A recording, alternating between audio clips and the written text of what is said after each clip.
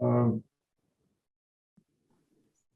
for introductions, well, to start with, next month on July 20, we're going to have Sam Du from VivaLink talk about the post-pandemic new normal, and that is remote patient monitoring. This is something that got really hot during the pandemic. It's a way for patients to be monitored without going to the doctor. It's obvious why it's needed during the pandemic, but I think healthcare providers are discovering it also saves money. So I think it's going to be here to stay. So he's going to talk about monitoring in multiple medical domains and examining some real world applications. Should be interesting next month. After this presentation and after the Q&A, we'll do some networking. It's a little hard to do networking on Meetup, but I'll allow everybody to present themselves. Just take a few seconds and tell us who you are and what you do. And that way, people who are interested in meeting you can connect with you, and we'll facilitate that. If one way to reach the people, if they're on Meetup, is just to send a message on Meetup. But if you can't reach somebody, just let me know or let Brian know, and we'll make sure you get connected. Networking is one of the most important things you can do for success, whatever field you're in. And a lot of engineers like me didn't realize that. You don't learn that in school. When I learned that, it made a huge difference.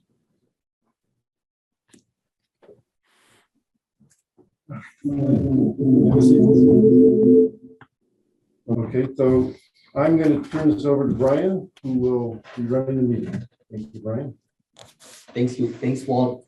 Hi, guys. So thanks for coming and joining us here on our next IoT and wearable devices event. So we have a special guest today who will be speaking.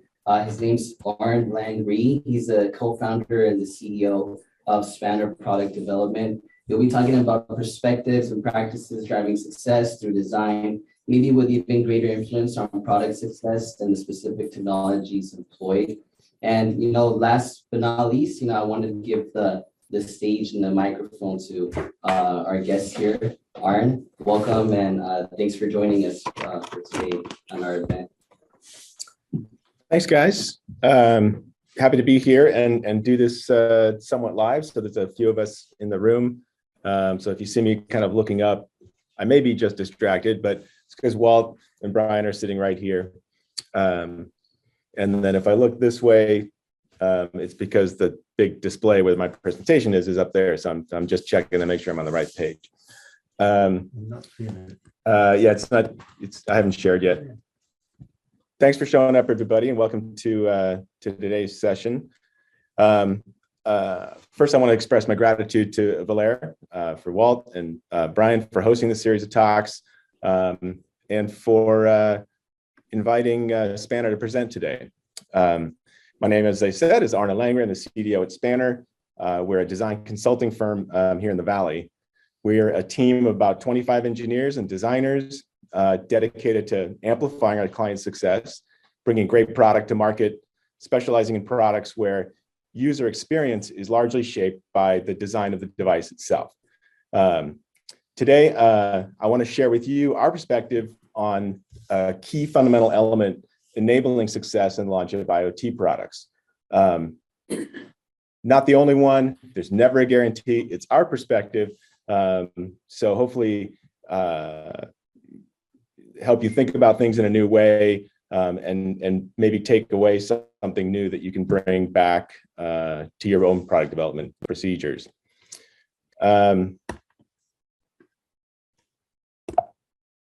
It'll go to the next slide.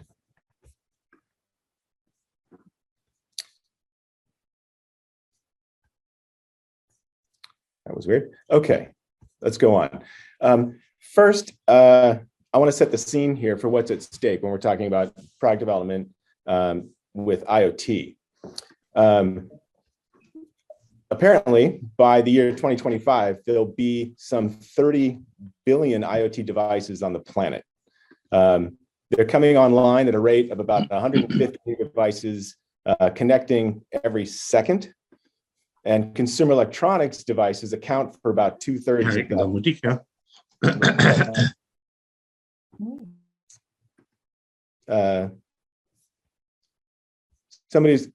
If you could all make sure you're on mute. The global hardware market is expected to reach close to $900 billion by 2025. And if we add in services, connectivity services, software, hardware is still 1/3 of that market. So we're talking about $900 billion market in a few years. We're also approaching, by some accounts, near complete global access to LPWAN, which of course, when you're talking about IoT is an important thing. So clearly with a market like that, companies big and small continue to rush to carve out their share of that market. And as we all know, the road to success is littered with failed attempts. And I want to make a quick note about this particular number. It's hard to nail down failure rate, success rate, because everybody kind of measures it a different way. I mean, really, what does failure mean? Did you have to close the doors of your company, or did you just not make expectations? But in any sense, it seems that this figure is about 10 to 30 points higher for IoT than for tech startups in general.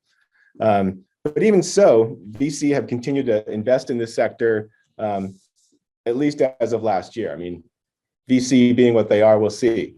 But in any case, the pressure is definitely on. Hi, come on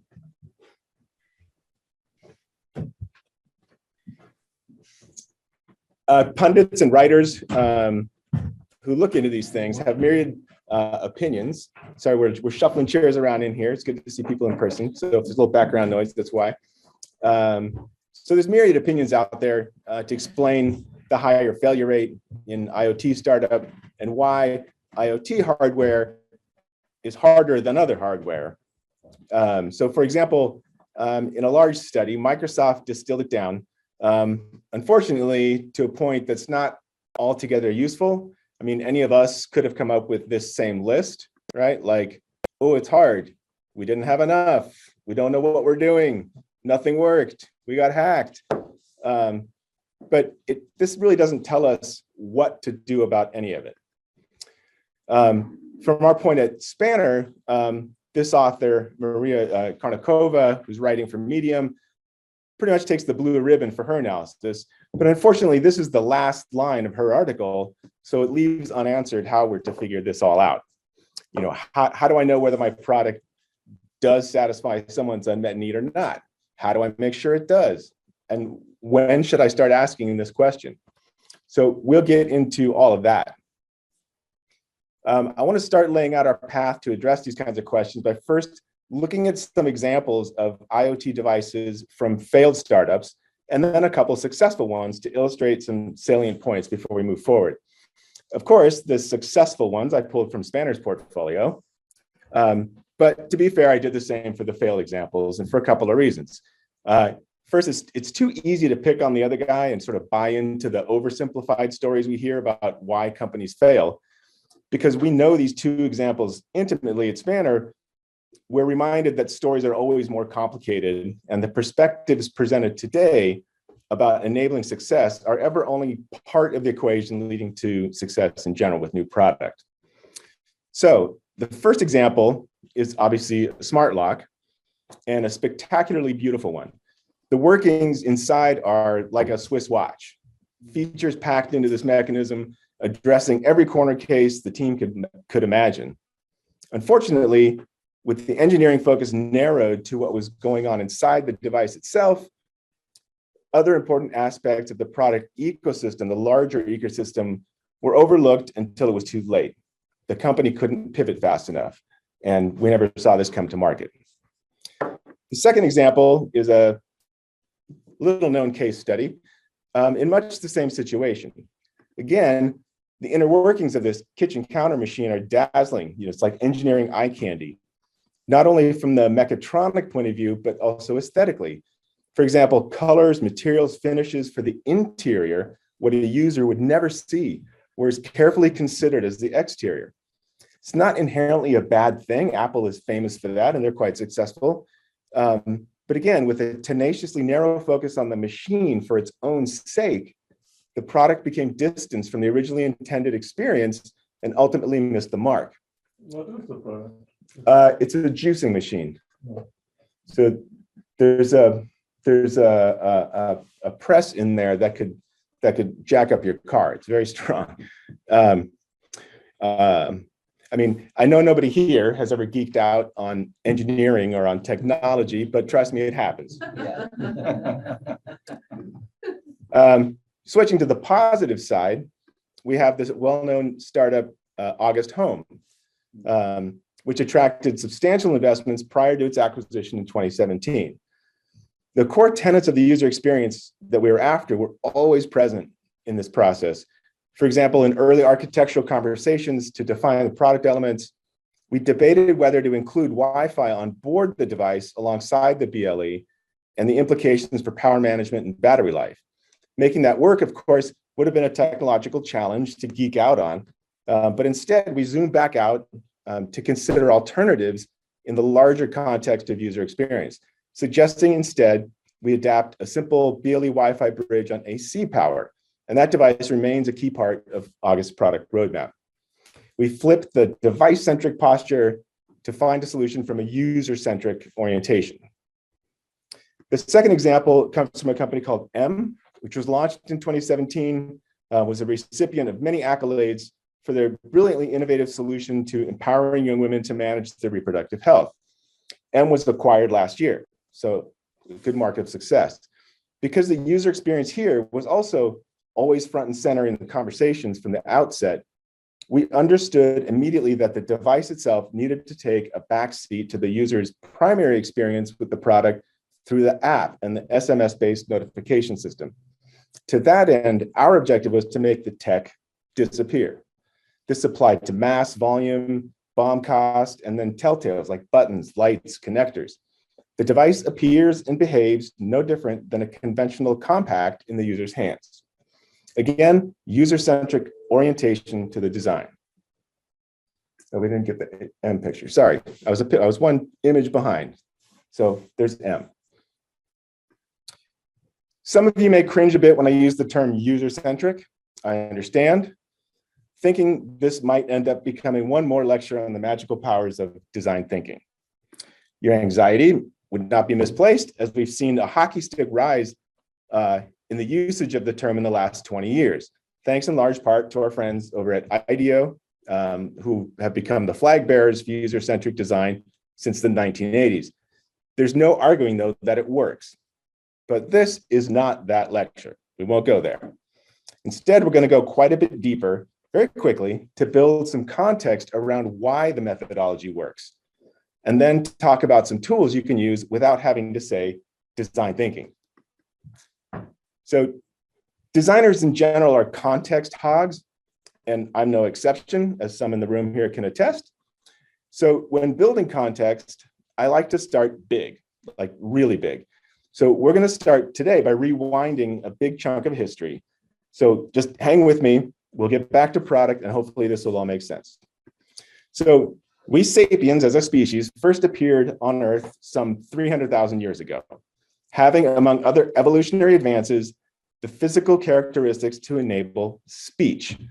And although when we actually developed language is a matter of speculation, but, and no one knows why, about 50,000 years ago, sapiens experienced what's been called the cognitive revolution, demonstrating for the first time abstract thought and imagination, though there's no corresponding change in our physical selves evident in the fossil record.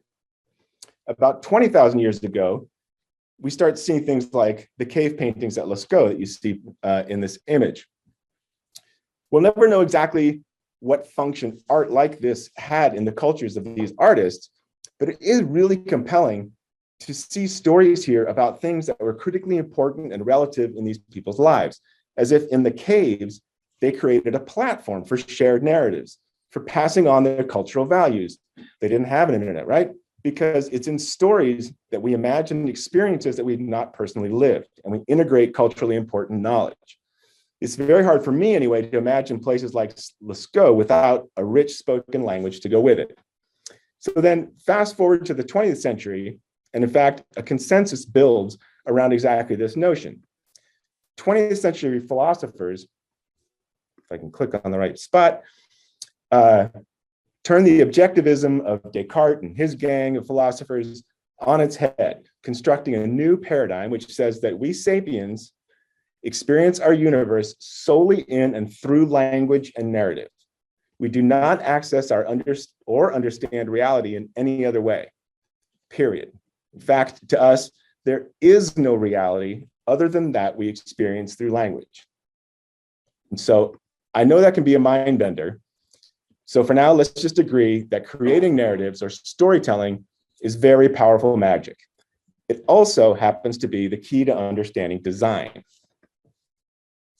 So to create a framework for leveraging the power of narrative in design, we don't need to look any further than the classic plot curve that we all learned somewhere back in our early educational careers. You all remember this, right?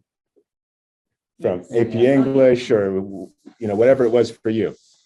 Now, if we just tweak the distinctions a little bit, we see a very familiar story emerge about product development.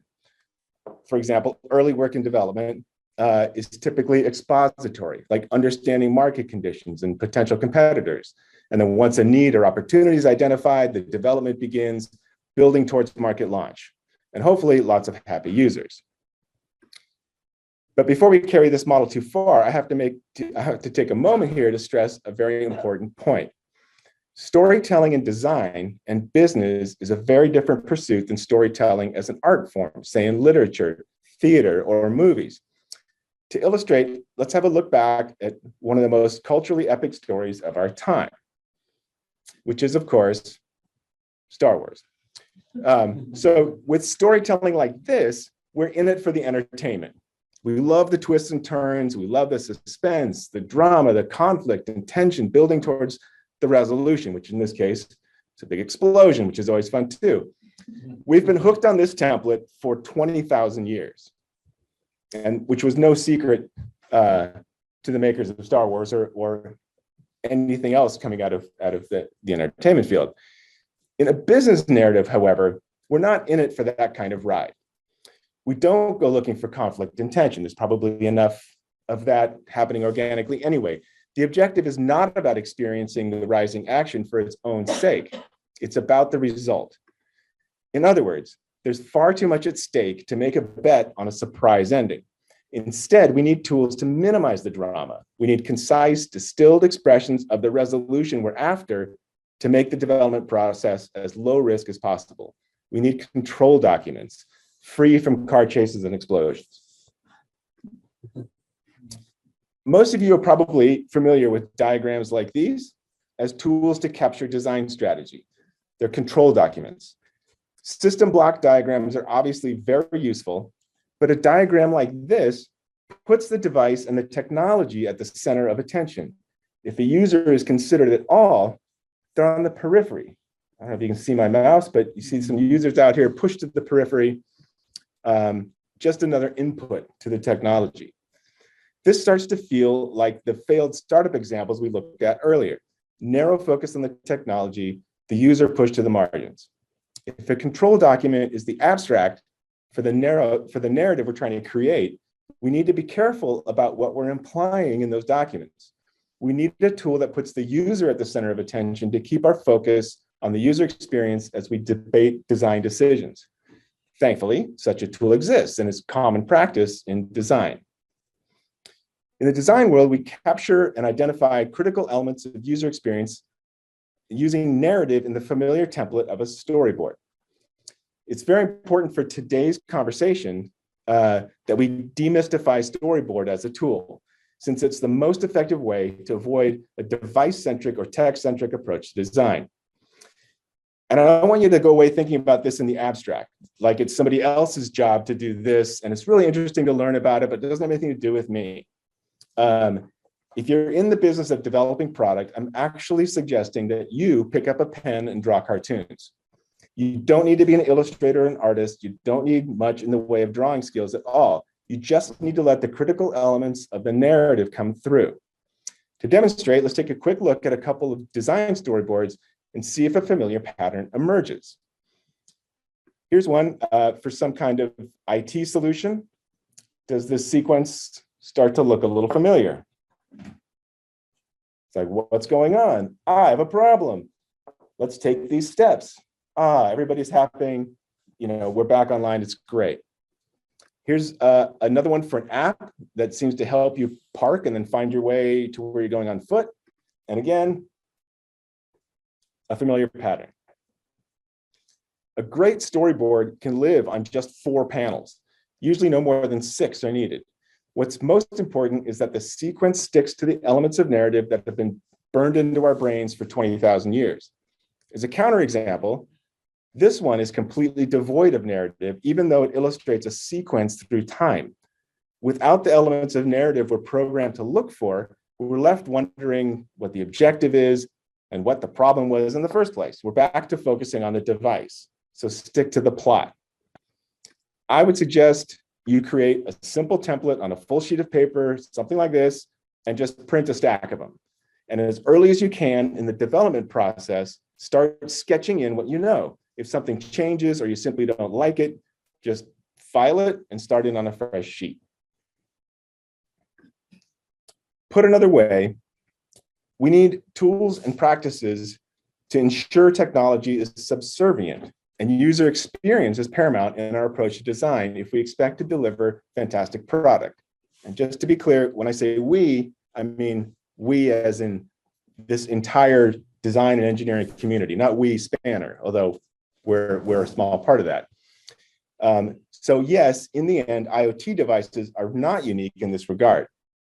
But since apparently the failure rate is higher for IoT startup, this becomes even more important for this crowd. We use a storyboard to capture the key plot points of the user experience and then use it to serve as sort of a touchstone for design decisions during development, like Wi-Fi on board? I don't know, let's check the storyboard. Then you can put your mind into what the user is actually experiencing, and it makes a lot more sense. Things are more accessible to you that can help you make those decisions. The feature set becomes an outgrowth of, tightly constrained by the storyboard. If a feature doesn't serve the story, it's gone, cutting room floor stuff. Finally, the appropriate technologies are specified to most efficiently and effectively deliver the feature set to enable fantastic user experience, in that order. And yes, in case you're wondering, this last step is where the system block diagram happens. Still needs to happen. It's a great control document, but not first. So I want to leave you here today with at least a notion to take a closer look at your own product development processes to see where you might be able to flip device-centric approaches to a more user-centric point of view. And with that, we're at my 20-minute mark, and I'd love to answer any questions that you might have.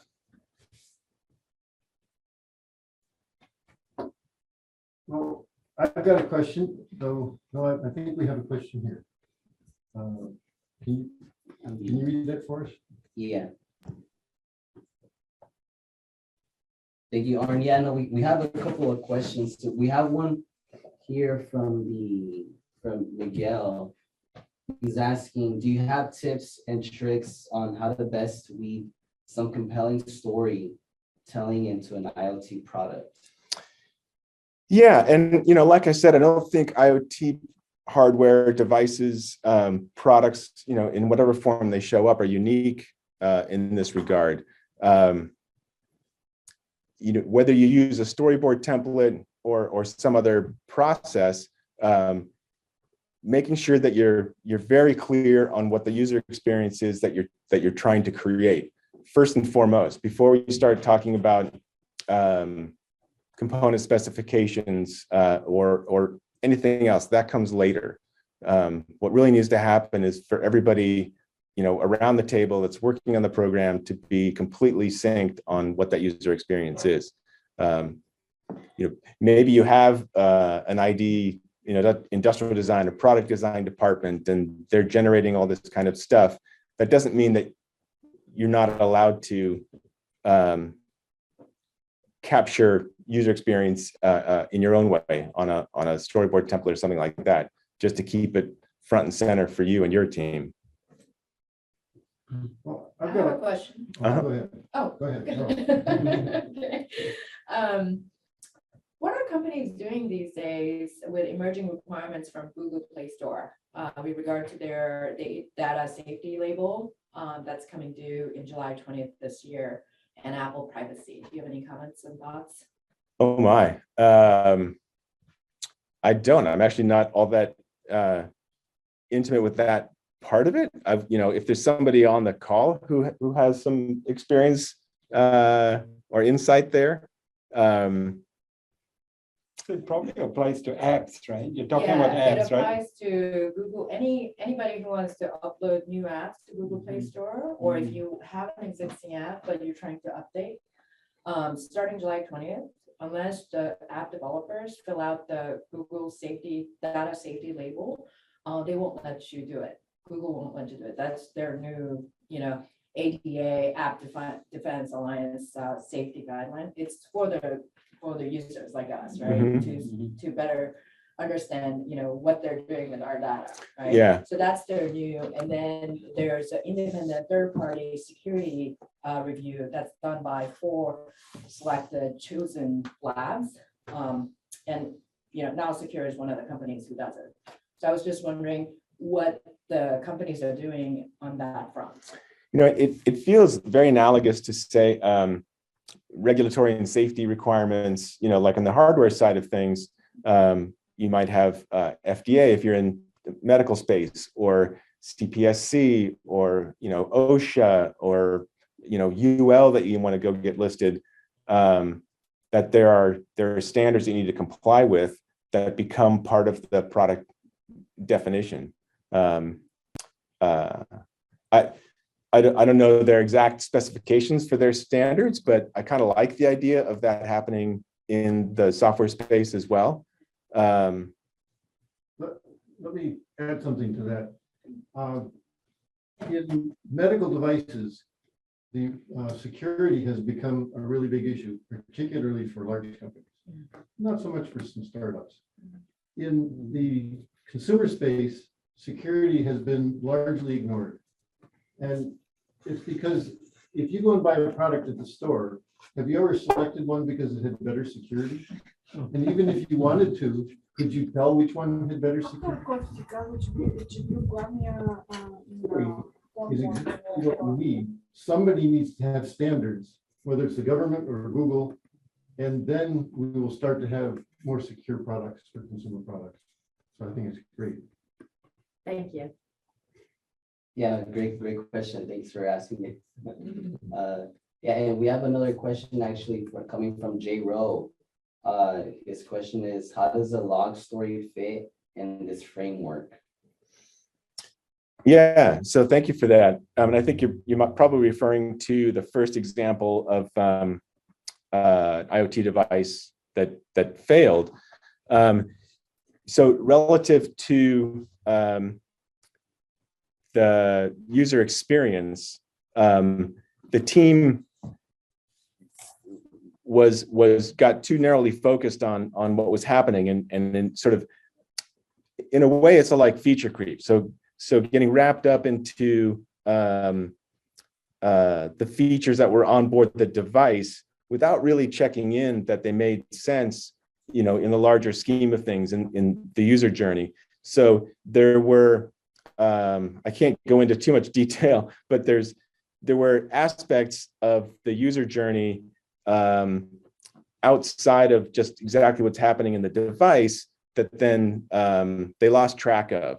So when the product was starting to go into field tests and whatnot, there were some significant issues. But there was so much inertia going into production, conversations with the next round of investors and whatnot. But in the meantime, they're running out of runway, and they just couldn't, there was no way to make that pivot before they ran out of time and money. Awesome. Yeah, great answer. Great answer. And then, yeah, so guys, for watching for the webinar here, we're opening the floor for any questions you guys may have. Feel free to drop it in the chat room. If you guys have any other things to ask, or if you're curious about any of what we mentioned in today's presentation by Arne. We do have, I've got one. yeah, we do have a couple more questions, but Oh, go ahead with those online. yeah, okay, so, yeah, so in terms of like user experience, one of the questions was, how can we capture the user experience and audiences looking for through design? Is there a way to see like what's something that the audience may be looking I for? think that's pretty much what my question is. Yeah, I see a lot of technical people who have no idea how to find out what the customers want. How do you figure that out? Yeah, that's an interesting one. And it, I even had a hard time in one of my slides labeling that a need, because it's not like it's under a bush. You can't just turn over a rock and find a need. It's in the language.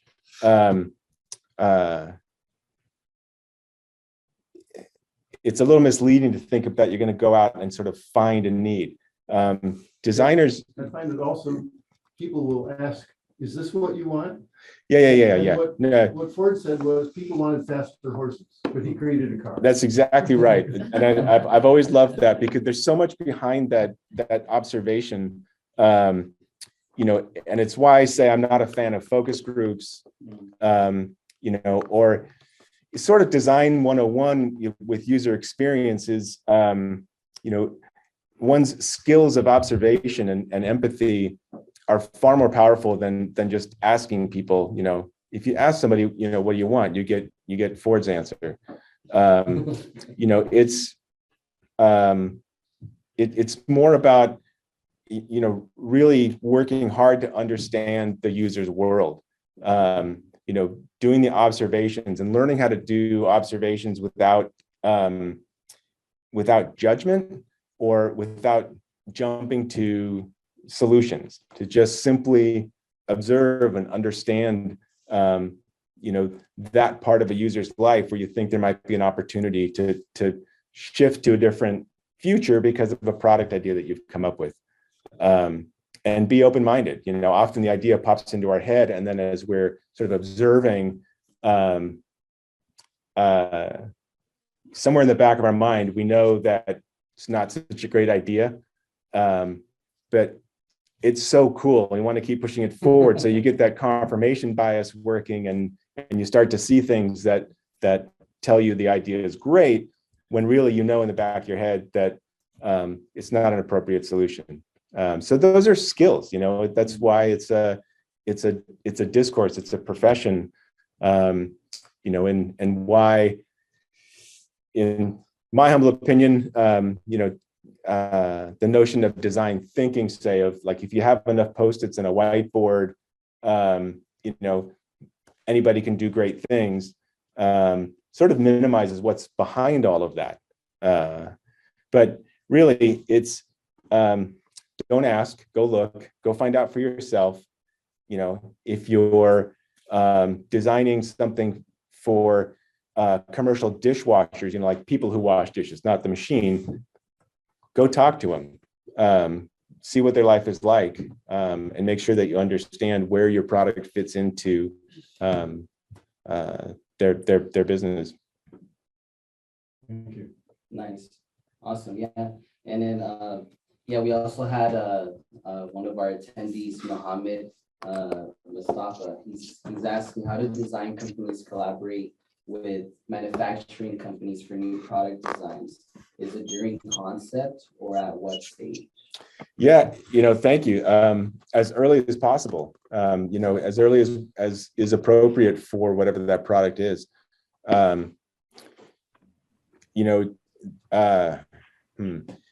The notion of DFM, design for manufacturability, as sort of a phase in the overall process is quite common. You see that a lot. I think like any template, it should have a DFM, and that conversation with vendors should have a place in the process, but just to remind us that we need to start talking to our colleagues on the manufacturing side, and then as early as possible. And it depends a lot on whether you have existing relationships with your supply chain, or whether it's a brand new product and you have no idea where you're going to go to get it made. The conversation changes a bit. More mature partnerships, you can leverage more than initial partnerships. You got to learn how to dance first. But certainly, manufacturers like to understand where the product's coming from. They like to understand the development, why certain design decisions were made. Because once it's sort of the center of attention, call it a tool release or design freeze or whatever, and it moves to manufacturing, there will be changes. Decisions will have to be made because there are certain things that have to get addressed while the vendor's trying to figure out how to make it in volume. So the more context they have about why the design is the way it is, the more they understand about the intent, the better. And then sometimes there's simply, more or less arbitrary decisions. Is the vendor better at welding or bolting things together, for example? And if it's arbitrary to the designer, then why not just ask the vendor what would be more efficient on their line and go with that? But in general, bottom line, as early as might be appropriate for the program. All right, awesome. Yeah, thank you guys for dropping your questions here, and I hope you guys got the best out of it. I think for now, unless we have someone else to add any other questions. Actually, I had one for Arne. I think you mentioned that 80% of IoT startups fail, right, in one of your slides, if I'm not wrong. Do you think that's a function of overfunding of startups? Because I think we saw the same kind of thing like back, during .com, right? Where a lot of, should I say, half-baked ideas were funded. So is that the same kind of deal with IoT startups? Not my area of expertise. And in the end, it's always a complex, multi-layered reason. There's never sort of one reason why a company might fail. But I do think that phenomenon exists, where, once something is in vogue, IoT is the hot thing, investors don't want to miss out. And so if all of the unicorns are taken, maybe they'll roll the dice with the half-baked idea. And so you see that population of startups get sort of fluffed up with concepts that may not have been a good idea to begin with. Yeah, for sure. Thank you. Nice. Yeah, I think we're good on the questions. And now we're moving to the networking part. Yeah. And I should just, if you do wake up in the middle of the night in a cold sweat because you remembered something that you wanted to ask, I had my email address was up there. I'll put it in the chat box as well. Just feel free to reach out and ping me. Probably not. You can wait until morning, but happy to jump in the conversation anytime. So I'll put my email address again in the chat box. Hand me the keyboard. Awesome. And I think you mentioned a deck of slides, Arne. Will that be able to get sent to anyone who requests it? Or? Yeah, it's always a tough question. I think not. I would prefer. There's something's echoing somewhere.